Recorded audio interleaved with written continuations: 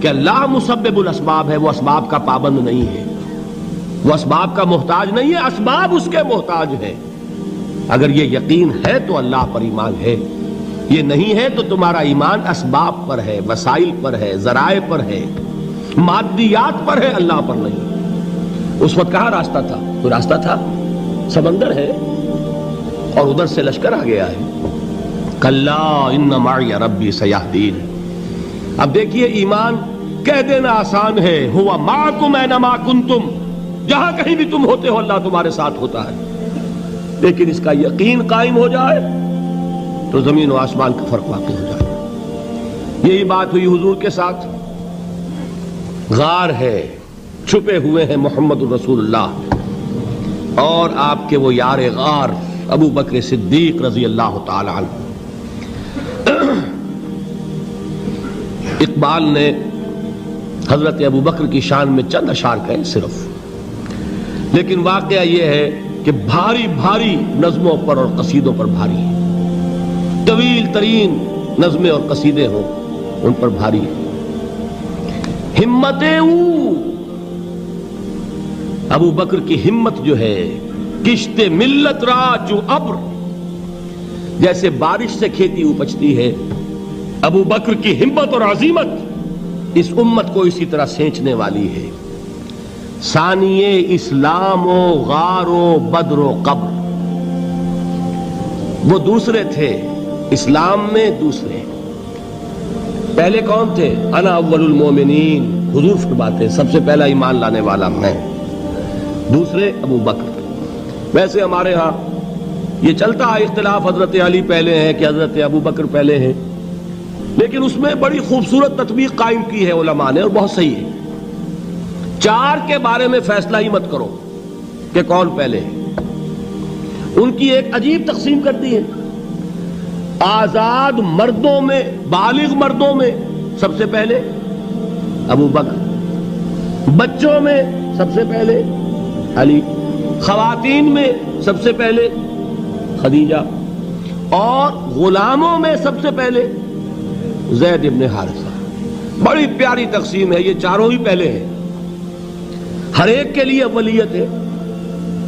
اور واقعہ یہ ہے کہ اگر زمانی اعتبار سے تعین ہوگا تو پہلے خدیجۃ الکبریٰ آئیں گی رضی اللہ تعالی عنہ، کسی اور سے بات کرنے کی نوبت بعد میں آ سکتی ہے، پہلے تو اہلیہ محترمہ سے بات ہوئی، آتے ہی پہلی وحی ہوئی ہے، ابھی تبلیغ کا حکم نہیں تھا۔ کس کو بتایا واقعہ؟ ابھی اپنی نبوت کی تبلیغ کا تو حکم ہی نہیں آیا۔ واقعہ کس کا ہے؟ وہ خدیجہ کا ہے۔ جب کہا ہے کہ خشیت علی نفسی، مجھے اپنی جان کا اندیشہ ہے، تو کیا جواب دیا خدیجہ نے رضی اللہ تعالی عنہا؟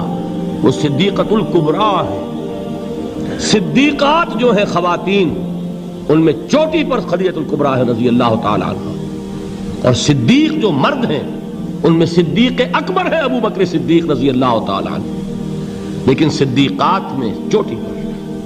جب حضور نے فرمایا خشیت علی نفسی، کیا فرمایا؟ کیا عرض کیا؟ کیسے تسلی دی؟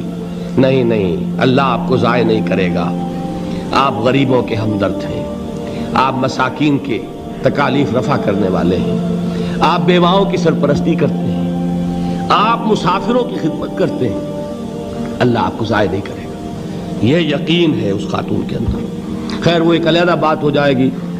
میرے دل پر حضرت خدیجہ رضی اللہ تعالیٰ عنہ کی شخصیت کا بڑا گہرا نقش ہے، جو وہ کوئی اور ہی وقت اور موقع ہوا تو بیان ہوگا۔ بہرحال اقبال نے ایک مصرے میں جو چار اولیتیں جمع کر دی ہیں، ہمت او کشت امت را چو ابر، ثانی اسلام و غار و بدر و قبر۔ اسلام میں حضور کے بعد پہلے کون؟ ابو بکر۔ غار میں حضور کے ساتھ کون؟ ابو بکر۔ بدر کی رات اللہ کا رسول سربسجود، وہ جھاڑ، وہ گھاس پھوس کی جو جھوپڑی بنائی گئی تھی، اور وہاں تلوار ننگی لے کر پہرا دینے والا کون؟ ابو بکر۔ اور اس حجرہ عائشہ میں محمد کے بعد سب سے پہلے دفن ہونے والا کون؟ ابو بکر رضی اللہ تعالی عنہ وصلی اللہ علیہ وسلم۔ وہ جو معاملہ میں سنا رہا تھا غار ثور کا، حضرت ابو بکر بھی حضور کے خیال سے لرز گئے ہیں. آپ کو یاد ہوگا کہ جا کر پہلے تمام جتنے سوراخ تھے انہیں بند کیا ہے. ایک سوراخ رہ گیا تھا جس کو بند کرنے کے لیے کوئی کپڑا نہیں تھا. وہاں اپنی ایڑی رکھی ہے. تب کہا ہے حضور سے تشریف لائیے, اور اپنے زانو پر حضور کو لٹایا ہے. اور وہاں کسی موذی جانور نے کاٹا ہے. حضور کی آنکھ لگ گئی تھی. اس وقت اس بل کے اندر جو بھی بچھو ہے کیا ہے واللہ عالم, اس نے کاٹا ہے. اس کی تکلیف کی وجہ سے ابو بکر کی آنکھوں سے آنسو ٹپک گئے. حضور کے چہرے مبارک پر پڑے ہیں تو حضور جاگے ہیں. معاملہ کیا ہے؟ ایڑی نہیں ہٹائی وہاں سے, مبادا وہ جانور وہاں سے نکل کر محمد الرسول اللہ کو کوئی گزن پہنچا دے. ابو بکر کی ایڑی ہے, جس طرح چاہے کھا لے, ختم کر دے, جان نکل جائے تب کوئی آنچ آئے محمد پر تو آئے, لیکن جیتے جی نہیں. وہ ہے ابو بکر حضور کے خیال سے. اس وقت حضور نے پھر اپنا لعاب دہن لگایا ہے اور اس سے پھر آپ کی تکلیف ختم ہوئی. جیسے خیبر میں حضرت علی کی آنکھ دکھ رہی تھی, اس کو جو شفا حاصل ہوئی ہے وہ بھی حضور کے لعاب دہن سے ہوئی. تو بہرحال اس وقت انہوں نے کہا ہے کہ اے نبی یا رسول اللہ, اگر اس وقت ان میں سے کسی نے غیر ارادی طور پر بھی اپنے قدموں کی طرف جھانک لیا تو پکڑے جائیں گے. کیا جواب تھا اللہ کے رسول کا؟ لا تحزن ان اللہ معنا. اللہ ہمارے ساتھ ہے, کیوں گھبراتے ہو ابو بکر؟ یہ ہے ایمان باللہ. میرا مالک اللہ, میرا رازق اللہ, میرا محافظ اللہ, میرا مددگار اللہ, میرا پشت پناہ اللہ, میرا دوست اللہ. یہ دوستی ہے اللہ کی جو لب لباب ہے, حاصل ہے ایمان کا. اسی کا نام ولایت ہے. اولیاء اللہ کے سروں پر سینگ نہیں ہوتے. جس کے دل میں ایمان راسخ ہو چکا ہو وہی اللہ کا ولی ہے. جسے اللہ پر یقین ہو چکا ہے وہی اللہ کا ولی ہے. جسے یقین ہے اللہ میرے ساتھ ہے, میرا مددگار, میرا پشت پناہ, میرا ساتھی, میرا دوست, میرا محبوب, میرا محب. اللہ اہل ایمان سے محبت کرتا ہے. واللہ یحب الصادقین. ان اللہ یحب الذین یقاتلون فی سبیلہ صفا کانہم بنیان مرصوص.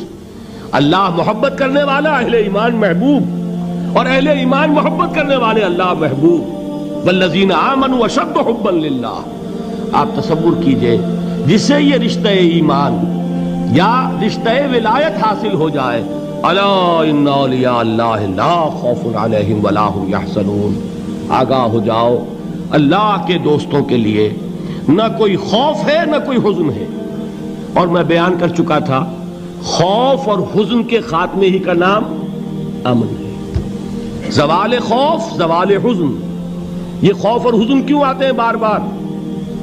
اللہ تخافوا ولا تحزنوا, دونوں آ گئے. الا ان اولیاء اللہ لا خوف علیہم ولا هم یحزنون, پھر وہی دو. وہ کیوں ہے؟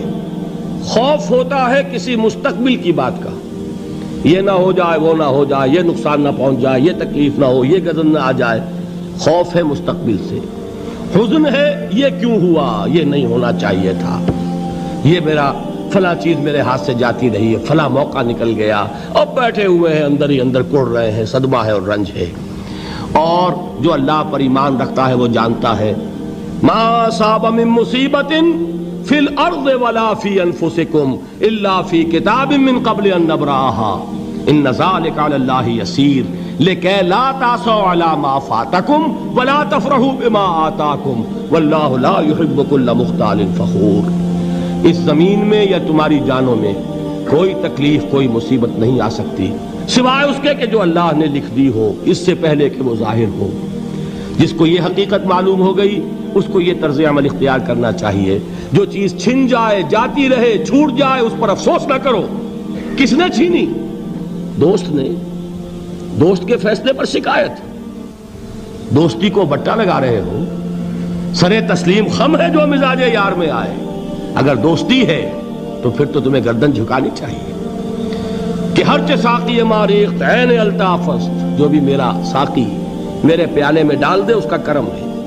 جو اس کی طرف سے آئے اس پر کوئی رنج نہیں, کوئی صدمہ نہیں, کوئی غم نہیں, کوئی شکایت نہیں, کوئی شکوہ نہیں. اور جو ہوگا وہ اس کے اذن کے بغیر نہیں ہوگا, اور اس کا اذن ہوگا تو یقیناً میرے لیے خیر ہی خیر ہے, چاہے وہ ناگوار شے ہو. بظاہر مجھے اچھی نہ لگ رہی ہو، میری شارٹ سائٹڈنس میں مجھے وہ نظر آ رہی ہے کہ میرے لیے بری ہے، لیکن قرآن نے کہا ہے عسیٰ ان تکرہوا شیئا وہو خیر لکم وعسیٰ ان تحبوا شیئا وہو شر لکم واللہ یعلم وانتم لا تعلمون۔ ہو سکتا ہے تم کسی چیز کو ناپسند کرو درحال ہے کہ اسی میں تمہارا خیر ہو، اور ہو سکتا ہے تم کسی چیز کو پسند کرو درحال ہے کہ اس میں تمہارا شر ہو۔ اللہ جانتا ہے، تم نہیں جانتے۔ جب مجھے یہ بات معلوم ہو گئی، میں نے اپنا معاملہ اللہ کے حوالے کیا۔ سپردم بے تو مایا خیش را تو دانی حساب کم و بیش را، اے رب جو تو چاہتا ہے وہ ہو، تیرے علم میں جو شے میرے لیے خیر ہے وہ ہو جائے، میری کوئی پسند نہیں، میری کوئی چاہت نہیں، یہ ہے راضی برضائے رب۔ اکبر الہ آبادی نے اسے کہا ہے رضائے حق پہ راضی رہ، یہ حرف آرزو کیسا، خدا خالق، خدا مالک، خدا کا حکم تو کیسا۔ جب میں آ گیا بیچ میں، میری پسند، میری مرضی، میری خواہش، میری چاہت، یہی تو شرک ہے۔ ما شاء اللہ کان وما لم یشاء لم یکن، جو اللہ نے چاہا وہ ہوا، جو اس نے نہیں چاہا نہیں ہوا، اختیار اس کا ہے، میرا تو نہیں۔ رضائے حق پہ راضی رہ، یہ حرف آرزو کیسا، خدا خالق، خدا مالک، خدا کا حکم تو کیسا۔ اقبال نے اسے کہا ہے فارسی میں، اب آپ کہیں اس کا ترجمہ بھی کرو تو وہ مجھے ذرا اس وقت کچھ بہت ہی بدذوقی کسی بات نظر آئے گی۔ جائیے پوچھئے کسی سے جسے فارسی آتی ہو۔ برو کشید ز پیچا کے ہست و بود مرا، چوک دہا کے مقام رضا کشود مرا۔ مجھے تو تمام پیچ و خم سے نکال دیا اس مقام رضا نے، میں راضی برضائے رب ہوں، جو فیصلہ اس کا میں اس پر راضی۔